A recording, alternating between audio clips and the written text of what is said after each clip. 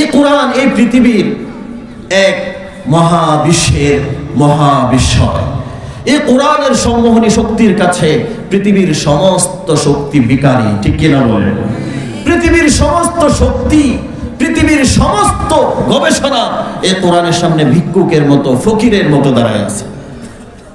বিজ্ঞানীরা গবেষণা করতে পারে না কোরআন ছাড়া। বিজ্ঞানীর আবিষ্কার যত বাড়বে, মানুষের কাছে কোরআনের মুজিজা তত বেশি সহজ হয়ে যাবে। সুবহানাল্লাহ। প্রত্যেক নবী আল্লাহ পাক রব্বুল আলামিন যত নবী এই দুনিয়ায় পাঠিয়েছেন, সকল নবী আল্লাহ পাক রব্বুল আলামিনের পক্ষ থেকে মুজিজা প্রাপ্ত হয়েছেন। মুজিজা ছাড়া কখনো নবী হয় না। নবী হওয়ার জন্য প্রধানতম 2-3টা শর্ত। একটা হচ্ছে ওহী আসতে হবে। ওহী যদি কোনো নবীর কাছে না আসে, তার নবী হওয়া প্রমাণিত নয়। হুসনে খুলুক, উত্তম চরিত্রের অধিকারী হতে হবে। আর 3 নাম্বার হচ্ছে মুজিজা সংগঠিত হতে হবে। ঈসা আলাইহিস সালামকে আল্লাহ পাক রব্বুল আলামিন কিতাব দিয়েছেন। মুজিজা হিসেবে ঈসা আলাইহিস সালামকে এমন বিষয় দেওয়া হয়েছে, জন্মান্ধ মানুষের চোখে যদি তিনি হাত বুলায় দিতেন, জন্মান্ধ মানুষের চক্ষু ভালো হয়ে যেত।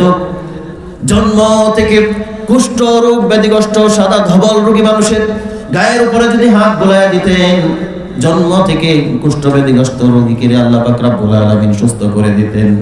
দাউদ আলাইহিস সালামকে আল্লাহ কিতাব দিয়েছেন, মুজিজা দিয়েছেন। তিনি লোহা, আগুন দ্বারা লোহা গলানোর কোনো প্রয়োজন হতো না, আগুনের কোনো প্রয়োজন হতো না। দাউদ আলাইহিস সালাম লোহাকে হাতে নিতেন। লোহা হাতে নিয়ে এরকম ভাবে হাতে চাপ দেওয়ার পরে আল্লাহ পাক রব্বুল আলামিন সেই লোহাকে পানি বানায় দিতেন। সুবহানাল্লাহ। মুসা আলাইহিস সালামের ব্যাপারে আপনারা জানেন, কিতাব দিয়েছেন, মুজিজা হিসেবে লাঠি দিয়েছেন। বগলের নিচে হাত ঢোকালে হাত থেকে আগুন বের হতো, আলো ঝলমল করত। হাতের লাঠি যদি ফেলে দেওয়া হতো, বিশাল অজগরে পরিণত হতো। হাতের লাঠি দ্বারা পাথরে আঘাত করলে 12টি গোত্রের জন্য 12টা ঝর্ণা আল্লাহ বানায় দিতে। এইগুলা ছিল মুসা আলাইহিস সালামের মুজিজা। মুসা আলাইহিস সালাম দুনিয়া থেকে বিদায় নিয়ে চলে গেলেন, লাঠির মুজিজা সাথে করে নিয়ে গেলেন। কিয়ামত পর্যন্ত तमाम পৃথিবীর সকল মানুষেরা যদি এই লাঠি দিয়ে পাথরের মধ্যে আঘাত করে একটা ঝর্ণাও সৃষ্টি হবে না। লাঠি যদি হাত থেকে ফেলে দেয়, तमाम পৃথিবীর মানুষ, সমস্ত হুজুরেরা, আলেম ওলামারা, পীর মাশায়েখেরা যদি একসাথে ফু দেয়, সেই লাঠি আর কোনোদিন অজগরে পরিণত হবে না। ঈসা আলাইহিস সালাম চলে গেছে, तमाम দুনিয়ার সকল মানুষ মিলেও যদি কোনো জন্মান্ধ মানুষের চোখে হাত বুলায়, এই চোখে আলো ফিরে আসবে না, মৃত মানুষ কখনো উঠে দাঁড়াবে না। দাউদ আলাইহিস সালাম চলে গেছে, আপনাদের এই ফুলবাড়িয়ার সমস্ত মানুষ নয়, শুধু আপনাদের এই পলাশ নয়, तमाम পৃথিবীর গোটা মানুষ একত্রিত হয়ে যদি এক খণ্ড লোহাকে চাপ দেয়, সেই লোহা কখনো আর পানিতে পরিণত হবে না।